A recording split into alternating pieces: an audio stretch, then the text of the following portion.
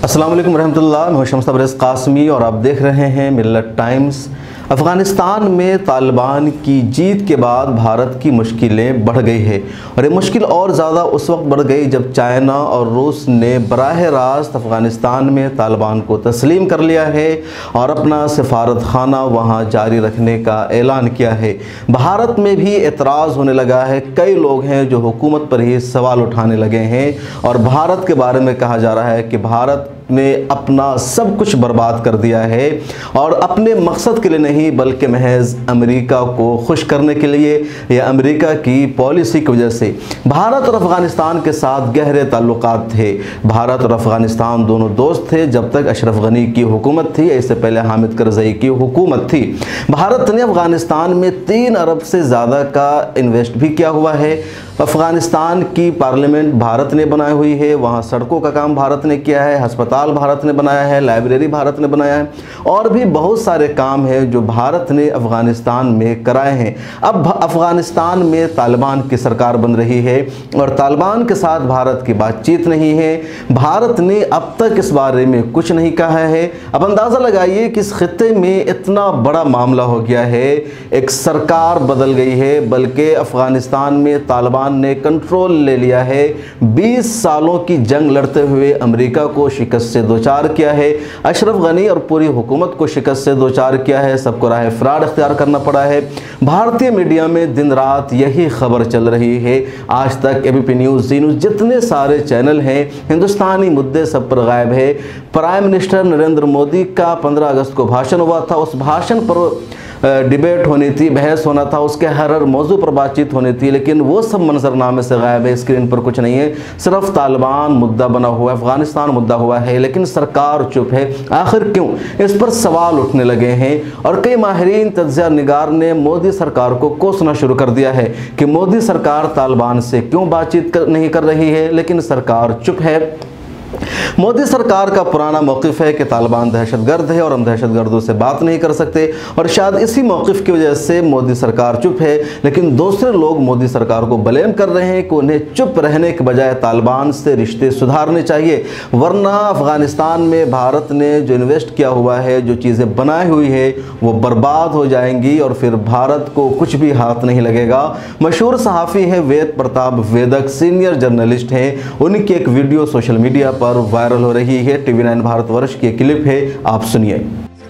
मैंने 4 दिन पहले हमारे विदेश मंत्रालय के अधिकारियों को कहा कि हमारे सारे प्रमुख लोगों को या तो वहाँ से हटा लीजिए या सीधा तालिबान से बात कीजिए। चीन तालिबान से बात कर रहा है, कल उनका राजदूत चीनी मिलने वाला है, रूसी राजदूत से मिलने वाला है, अमरीकियों की सीधी बातचीत चल रही है, हमारी कोई बात ही नहीं हो रही। हम किस बात से डरे हुए हैं? डरे हुए नहीं हैं, हम पिछलग्गू बने हुए। हमने अपनी कमान अमरीकियों के हाथ में सौंप दी, इसीलिए हम बहुत तकलीफ में आने वाले हैं। तालिबान को मुझे ये लगता है कि सारी महाशक्तियाँ मान्यता देने वाली, और हम क्या करेंगे? हम कह रहे हैं हम तालिबान से बात ही नहीं करेंगे। अरे क्यों नहीं करेंगे बात? देखिए, तालिबान ने 1999 में हमारा जहाज़ छोड़ा था, हमारा जहाज़ कंधार चला गया था। मैं लंदन में था, वहाँ से मैंने मुल्ला उमर से बात की, वहाँ से मैंने पीर गैलानी से बात की, पीर गैलानी के घर गया, उनसे मैंने कंधार फ़ोन कराया। हमारे जसवंत सिंह जी गए और प्लेन तालिबान ने छोड़ा। तालिबान हमारे दुश्मन नहीं है, तालिबान से हमको बात करना चाहिए। तालिबान के कई मंत्री काबुल में उससे मिलते रहे।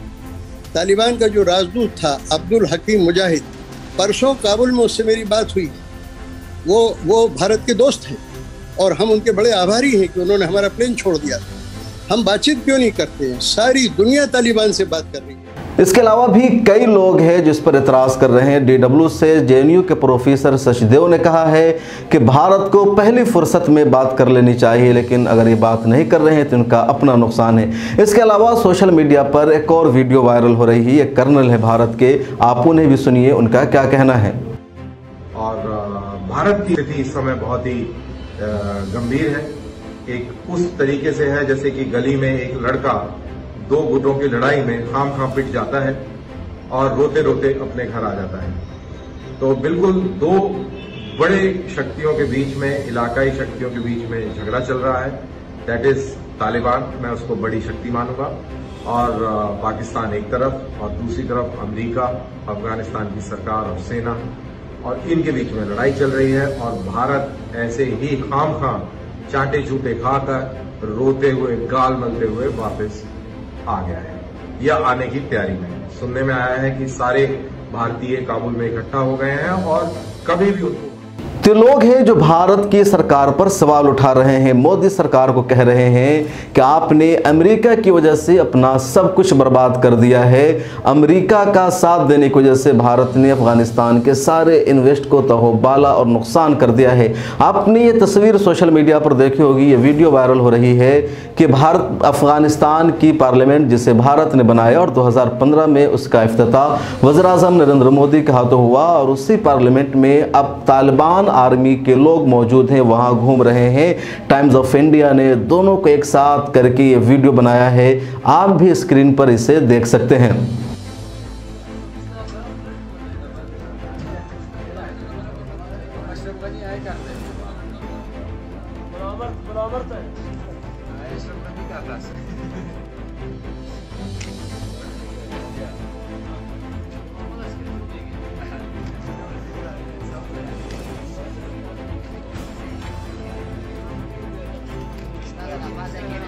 तो ये मंजर है, लेकिन इसके बावजूद मोदी सरकार तालिबान के साथ बातचीत नहीं कर रही है।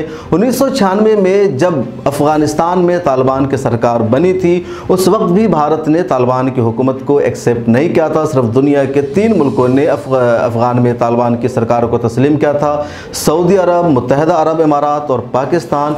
इस वक्त कुछ ज़्यादा मुल्कों ने अभी से तस्लीम करना शुरू कर दिया है, लेकिन भारत चुप है। हालांकि उस दौरान एक वक्त ऐसा भी आया जब भारत को तालिबान से बात करने की ज़रूरत पड़ गई थी। बात 1999 की है, जब भारत के एक जहाज़ को कुछ लोगों ने अगवा कर लिया था और अगवा करके उसे कंधार ले जाया गया था। उस वक्त भारत ने तालिबान से बातचीत की थी, भारत के वज़ीर ख़ारजा को वहाँ जाना पड़ा था। और इत्तेफाक देखिए कि उस वक्त भारत में बीजेपी की हुकूमत थी, अटल बिहारी वाजपेयी प्राइम मिनिस्टर थे। भारत के तकरीबन 200 शहरी उस फ्लाइट में मौजूद थे, जिन्हें बचाने के लिए बातचीत करना ज़रूरी हो गया था। कुछ कैदियों को भी रिहा करना पड़ा था भारत को।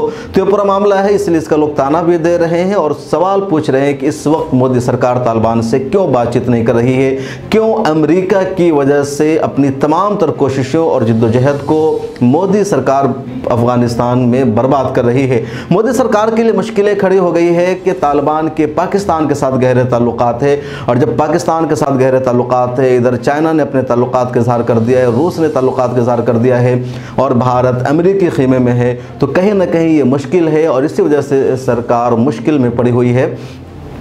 तालिबान के लोग भारत से दोस्ती करने को तैयार है। कि इंटरव्यू में ज़बीहुल्लाह मुजाहिद जो वहाँ के स्पोक पर्सन हैं, उनसे पूछा गया कि भारत को आप अपना दोस्त मानते हैं या दुश्मन, तो तालिबान का कहना था कि ये फ़ैसला भारत को करना है कि भारत मुझे दोस्त बना कर रखता है या दुश्मन, हम तो सबको अपना दोस्त बना कर रखना चाहते हैं। तो तालिबान की तरफ से वर्जन आ रहा है।